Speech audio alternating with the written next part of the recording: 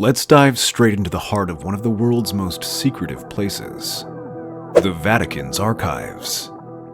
Hidden deep under the Vatican, miles of archives contain documents and artifacts that could change how we see history. From ancient relics to knowledge kept away from the public, what's really inside these archives? Join us as we explore the secrets and mysteries locked away in the Vatican. Let's delve into a mystery hidden in the Vatican's archives, the story of the missing books of the Bible. Back in 1684, 14 books known together as the Apocrypha were removed from the Bible. This left many people scratching their heads, wondering why these books were removed and what secrets they might contain. It's a puzzle. The decision to take these books out isn't fully explained. These 14 books had stories and teachings that, for some reason, didn't sit well with the powers that be at the Vatican. What was in these books that made them unsuitable? If these books were still part of the Bible, our view of Christianity could be quite different. They offer different perspectives and stories not found in the current Bible. These could give us more insight into early Christian life and beliefs, possibly changing how we understand the religion's history and teachings. Determining which books made it into the Bible and which didn't seems to have been based on a few factors, like who wrote them, whether their content matched other scriptures, and how widely they were used in Christian practice. However, the exact process, especially for the Apocrypha in 1684, remains unclear. It makes you wonder if there were other reasons, maybe related to politics or power struggles of the time. The story of the missing books of the Bible raises many questions. Why were they removed? What would Christianity look like today if they hadn't been? It's a reminder that history and teachings of religion can be complex, and sometimes what's left out is just as interesting as what's included. Next in our journey through the Vatican's hidden secrets, we're tackling an out-of-this-world topic: alien influences.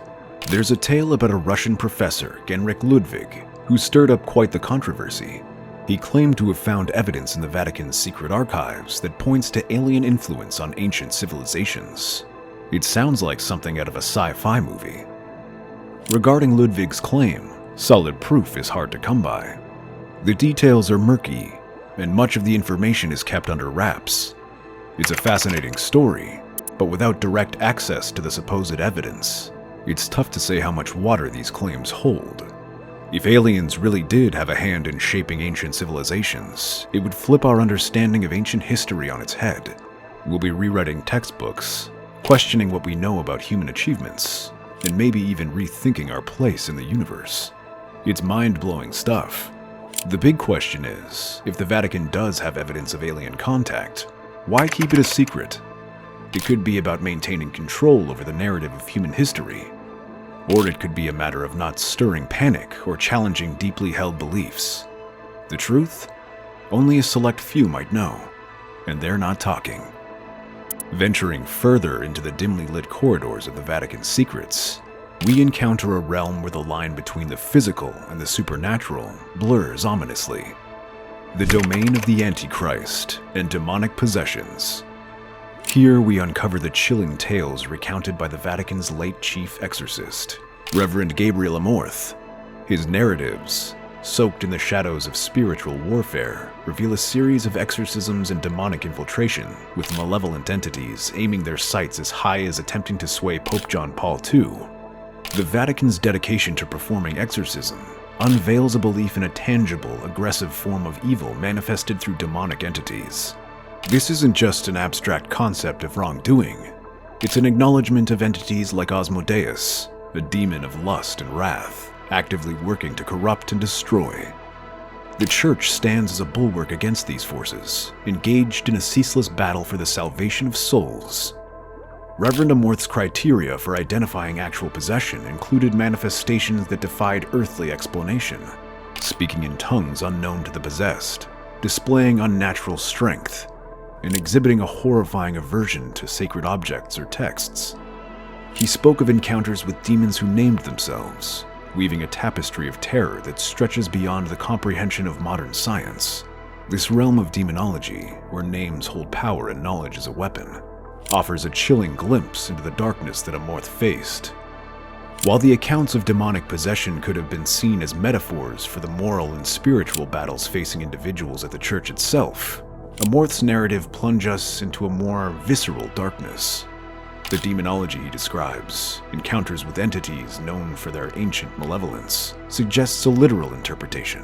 These tales of possession and exorcism hint at a hidden war, a conflict waged in the silence of sacred spaces against beings like Baal, a ruthless demon of blasphemy and desecration, seeking to infiltrate the holiest of grounds. As we peer into the abyss of demonic possessions and the Vatican's fight against them, we're drawn into a world that is as terrifying as it is fascinating. Reverend Amorth's accounts open a window into the unseen, where the forces of good and evil engage in a perpetual struggle. It's a narrative that reveals the depths of the Church's beliefs in the power of evil, and the terrifying reality of the entities it stands against.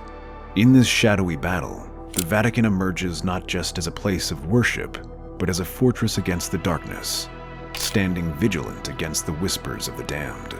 Diving deeper into the Vatican's vault of mysteries, we transition from the unsettling whispers of demonic possession to a narrative that intertwines the divine with the enigmatic.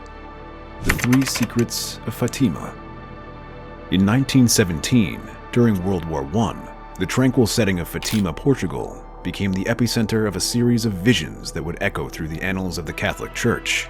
3 young shepherds were chosen as the messengers to the Virgin Mary, each vision imbuing them with prophecies of cataclysms, clarion call for repentance, and dire warnings for the Church itself. The first 2 secrets, disclosed in the Talmud of the 1940s, painted a stark picture of hell and foretold a second, more devastating global conflict should humanity fail to amend its ways. Russia not be consecrated to the Immaculate Heart of Mary. The aim was precise: to avert further tragedies through prayer, particularly the Rosary, and conversion. Yet, it's the third secret, kept under wraps by the Vatican until the year 2000, that has spurred the most intrigue and speculation. This secret, revealing a vision of the Pope being eliminated, found eerie resonance in the assassination attempt on Pope John Paul II, intertwining prophecy with reality and casting a long shadow over the Vatican's decision-making processes. The Vatican's cautious approach in revealing these prophecies underscores a profound tension between safeguarding the faithful from potential disturbing revelations and the obligation to disclose divine warnings. The decision to withhold the third secret, interpreted by some as a deception of the Church's persecution and the Pope's martyrdom, hints at the Vatican's intricate calculus of potential repercussions. This careful gatekeeping reflects broader challenges within the Church in addressing prophecies that blend the spiritual with the apocalyptic, navigating a path that seeks to inform without causing undue alarm. Yet, this reluctance has not been without its consequences. The delayed disclosure of the third secret has fueled various theories ranging from global catastrophe to internal Church corruption, highlighting the delicate dance between transparency and protection. The Fatima prophecies have thus become a focal point for discussion on the nature of ecclesiastical authority, the role of prophecy in modern faith, and the Vatican's responsibility in mediating between the heavenly and the earthly. The impact of the Fatima secrets extends beyond their immediate prophetic content. They influence Catholic doctrine on the power of intercession, the role of the Virgin Mary in salvation history, and the importance of prayer in warding off disaster. They serve as a sad reminder of the stakes involved in spiritual complacency and the continuous call to conversion, a theme that resonates deeply within the Catholic faith. These revelations challenge us to consider the weight of divine messages and the complexities involved in their interpretation and dissemination. Stepping away from the celestial mysteries of Fatima, we pivot to the phenomenon that blends the spiritual with the extraterrestrial: a UFO sighting over Vatican City in 2007. Witnesses report an unidentified flying object hovering above one of the most sacred sites in Christianity, sparking a flurry of speculation about extraterrestrial observations of religious landmarks. This incident opens up a vortex of questions about the intersection of faith, the unknown, and the Vatican's stance on such phenomena. The 2007 Vatican sighting is not an isolated incident. History is dotted with accounts of unidentified objects observed over places of spiritual significance across the globe. From the ancient paintings and texts suggesting celestial phenomena above religious gatherings, to modern-day reports of strange lights over sites like Lourdes or Jerusalem, these sightings invite reconsideration of our place in the cosmos and the potential interest of otherworldly observers in our spiritual practices. The Vatican's engagement with the question of extraterrestrial life is nuanced. In recent years, the Vatican Observatory, one of the oldest astronomical research institutions in the world, has hosted conferences discussing the implications of discovering extraterrestrial life.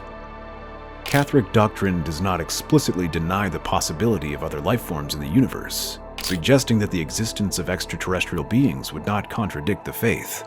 Instead, it opens up theological discussions on God's creation and the universality of salvation. The Vatican's unwillingness to comment on specific UFO sightings, including the 2007 incident over Vatican City, can be attributed to the cautious approach to unverified phenomena. This silence might also reflect a desire to avoid sensationalism and maintain focus on the Church's spiritual mission. However, it's worth noting that the Vatican's astronomers have publicly acknowledged the possibility of extraterrestrial life, indicating a willingness to engage with the topic within a scientific and theological framework. Diving into the Vatican's mysteries, from ancient prophecies to UFO sightings, opens up a fascinating world where faith meets the unexplained. These stories not only intrigue, but also encourage us to explore the depths of history and the mysteries that remain unsolved. For those captivated by the untold and the mysterious, there's much more to discover. If you're eager to delve deeper into hidden histories and myths, subscribe for more insights into the unknown. Let's keep unraveling the mysteries of our world together.